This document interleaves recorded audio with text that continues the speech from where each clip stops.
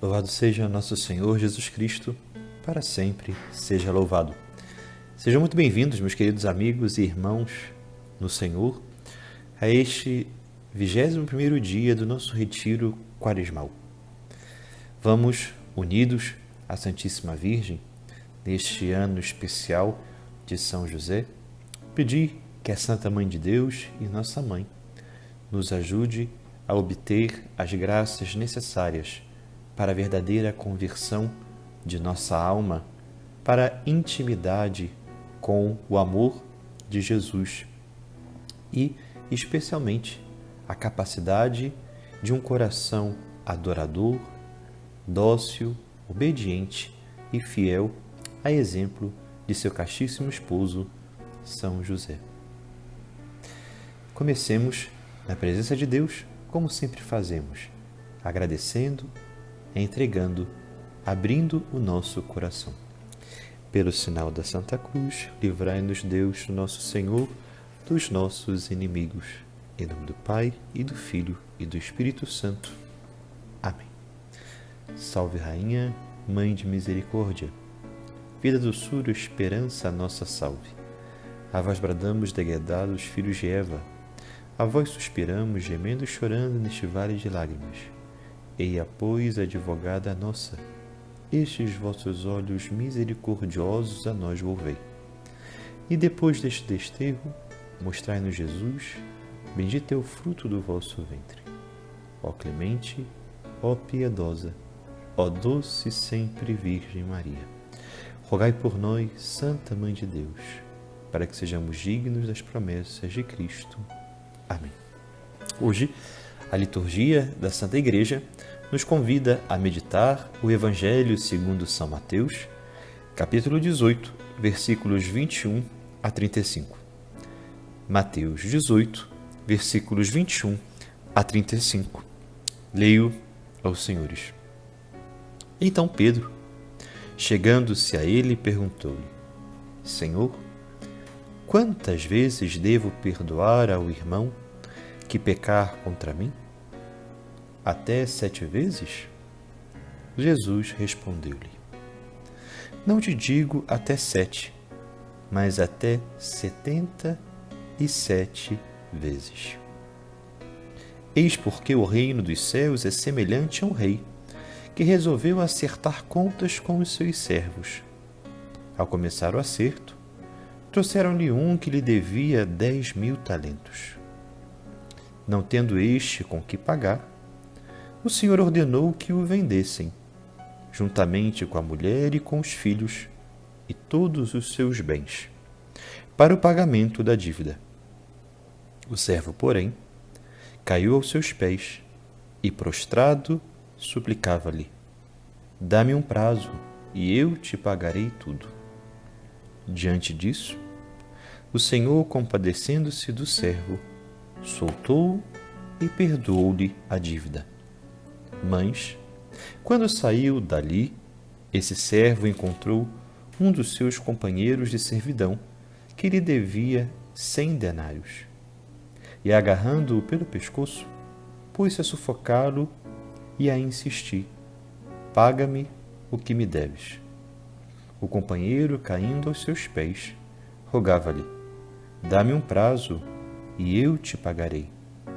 Mas ele não quis ouvi-lo. Antes, retirou-se e mandou lançá-lo na prisão até que pagasse o que devia. Vendo os seus companheiros de servidão o que acontecera, ficaram muito penalizados e, procurando o Senhor, contaram-lhe todo o acontecido. Para explicar, meus queridos amigos, por que devemos perdoar 70 vezes 7, o Senhor coloca esta parábola. O reino dos céus se parece a este rei que é Jesus, que é o Rei do Universo. Este acerto com os servos é o juízo final, mas também o nosso juízo particular, o momento de encontro que teremos com o nosso Senhor depois de nossa morte, do nosso trânsito. Um daqueles servos, nos diz nosso Senhor, representa a todos nós que necessitamos de misericórdia. Diz o Senhor que devia 10.000 talentos, cada talento, sabem os senhores, que tinha o valor de 21 quilos de prata. Ora, se devia 10.000, eram 210.000 quilos de prata. Meus queridos irmãos e amigos, e nosso Senhor Jesus Cristo. Nosso Senhor dá esse exemplo para mostrar o quanto era devedor aquele homem. O quanto nós também nos assemelhamos muito diante de nossas faltas, de nossos pecados, de nossas transgressões perante Deus para com aquela figura daquele homem tão endividado para com Deus. Mas ao mesmo tempo que somos endividados e obtemos esse beneplácito, este perdão, este indulto, também o Senhor pede de nós a semelhança para com o seu coração. São Gregório de Nissa, doutor da Santa Igreja, dirá: para ser amigo de alguém, é preciso parecer-se um pouco com esta pessoa. A única maneira de acolher a misericórdia de Deus é como a vida dos amigos, é ter uma mínima semelhança com o coração de Deus, vivendo a misericórdia. Ao que tem, se dará. Aquele que não tem, lhe será retirado mais ainda. Para que nós entendamos o que é a vivência de um coração misericordioso a partir dessa abundância diária do perdão e da misericórdia de Deus para conosco. Nunca nos faltará o perdão divino se nós exercitamos o perdão para aqueles que nos ofendem. Sempre é muito importante perdoar participando da infinita misericórdia do coração de Cristo, que não significa conviver, que não requer uma ingenuidade, mas sempre uma inocência, uma capacidade de crer de que o outro pode se transformar, de que o poder de Deus não há outro igual na força da graça para converter a uma pessoa e, sobretudo, alicerçar esse grande fluir do perdão como uma esperança de ter olhos que encontram recuperação em nós e também na vida alheia. Como é importante nós revisarmos nesse tempo quaresmal o quanto estamos perdoando, estamos com situações resolvidas dentro do coração. Não é à toa que a Santa Igreja nos propõe este Santo Evangelho hoje, terça-feira da terceira semana do tempo quaresmal. A nossa temática, o assunto que reservei para os senhores hoje no retiro de Quaresma, é a virtude da sinceridade. Nós percebemos que os amigos, os matrimônios, as relações sociais sempre cobram muito entre si o exercício desta virtude. Mas o que é ser sincero? Será que estamos vivendo uma vulgaridade da sinceridade ou uma má hermenêutica, interpretação do que é ser sincero com o outro? Sinceridade é manifestar à pessoa idônea, no momento adequado, o que realmente deve ser dito. Como o homem sincero é o homem conveniente com o tempo e também com a pessoa devida aquilo que deve ser explicitado. Muitos querem vender a virtude da sinceridade com esse falso modelo chamado impetuosidade.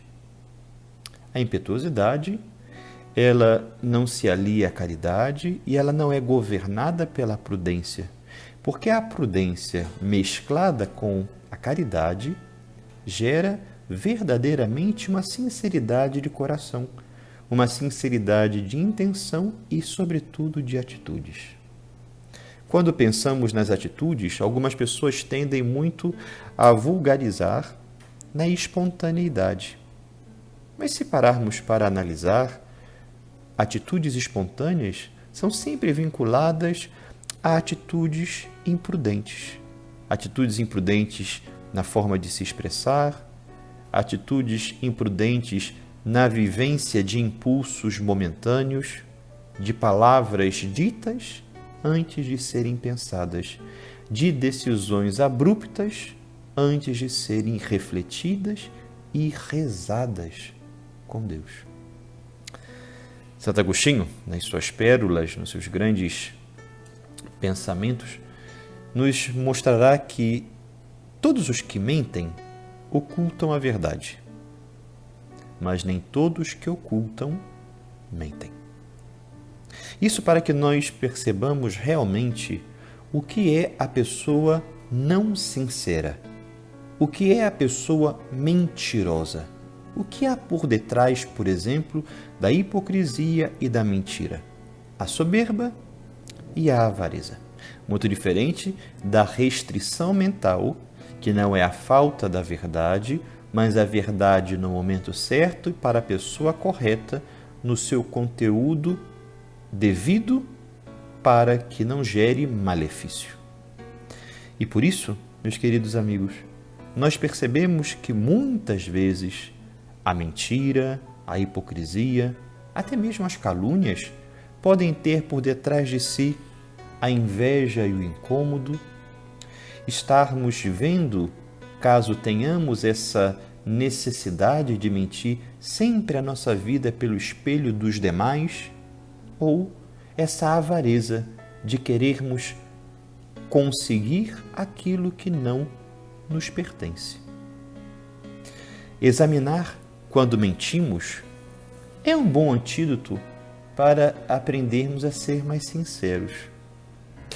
São Tomás de Aquino, grande doutor da Santa Igreja, dirá que a sinceridade e a humildade são duas formas de designar uma única realidade.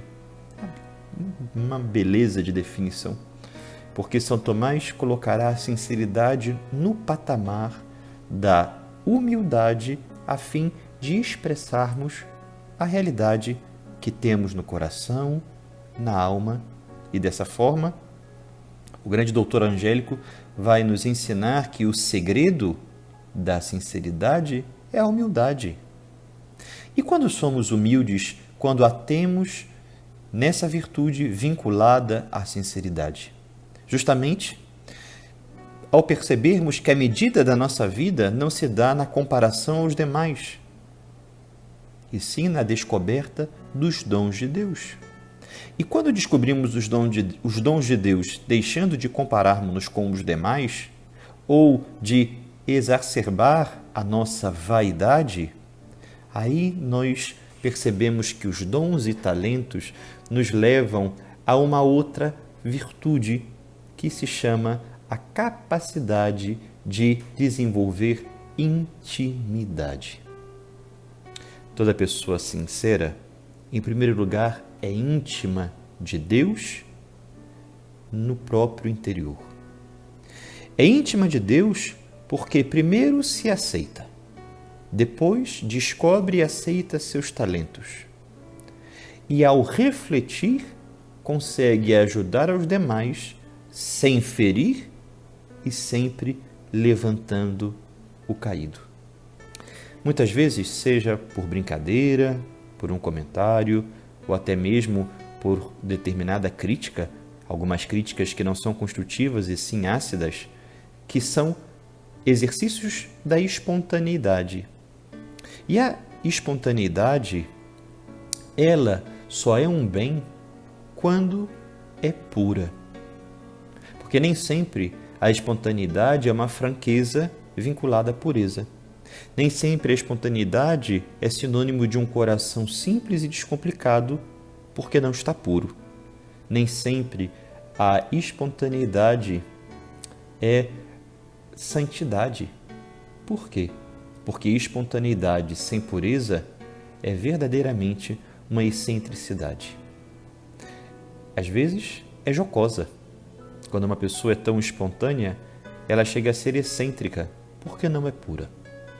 Porque é como um bobo da corte, que requer aplausos, sorrisos, mas não agrada, não acrescenta. Meus queridos amigos e irmãos em nosso Senhor Jesus Cristo, como precisamos realmente que a nossa sinceridade ela acrescente a vida dos demais. E só acrescenta a vida do outro aquele que humildemente sabe tirar de si e entregar a vida alheia. Entregar com um coração que não é seu. Entregar com mãos que não farão essa entrega. Entregar com sorriso e brilho no olhar que não lhe pertence, e sim ao próprio Deus, a nosso Senhor Jesus Cristo, a segunda pessoa da Santíssima Trindade.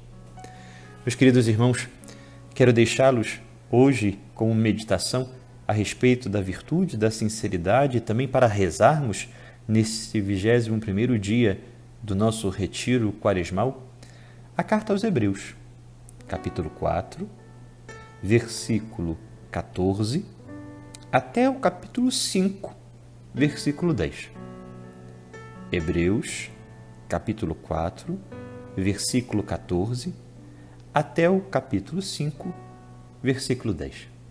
Peçamos que a Santíssima Virgem e São José, que foram estes homens sem cera, totalmente límpidos, translúcidos, que eles nos ensinem a ter um coração e uma alma desta forma, tão humildes, tão sinceros na sua essência, que não agridem, que não desrespeitam, que não precisam mentir e nem camuflar absolutamente nada. Até naquilo que tem de mal, os outros podem conhecer, mas interceder e não julgar. É assim que a vida dos santos e o Senhor quer da sinceridade de nossa vida, seja no quanto somos transparentes ou como, através da transparência, ajudaremos alguém. Convido agora os senhores a rezarem a oração atribuída ao Papa Clemente XI. Meu Deus, eu creio em vós, mas fortificai a minha fé. Espero em vós, mas tornai mais confiante a minha esperança. Eu vos amo, mas afervorai o meu amor. Arrependo-me de ter pecado, mas aumentai o meu arrependimento. Eu vos adoro como primeiro princípio. Eu vos desejo como fim último. Eu vos louvo como benfeitor perpétuo. Eu vos invoco como um benévolo defensor. Que vossa sabedoria me dirija, vossa justiça me contenha, vossa clemência me console, vosso poder me proteja. Meu Deus, eu vos ofereço meus pensamentos, para que só pense em vós, minhas palavras, para que só fale em vós, minhas ações, para que sejam do vosso agrado, meus sofrimentos, para que sejam por vosso amor. Quero o que quiserdes, porque o quereis, como o quereis e enquanto o quereis.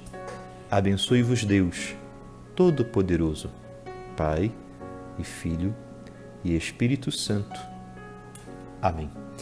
Até amanhã, se Deus quiser, no nosso 22º dia do Retiro Quaresmal. Peçamos a graça da sinceridade. Mas a primeira sinceridade é esta aceitação de quem somos, de como estamos hoje diante de Deus. Aceitarmos-nos, mas aceitar a Deus e seus desígnios para a nossa conversão. Deus vos abençoe.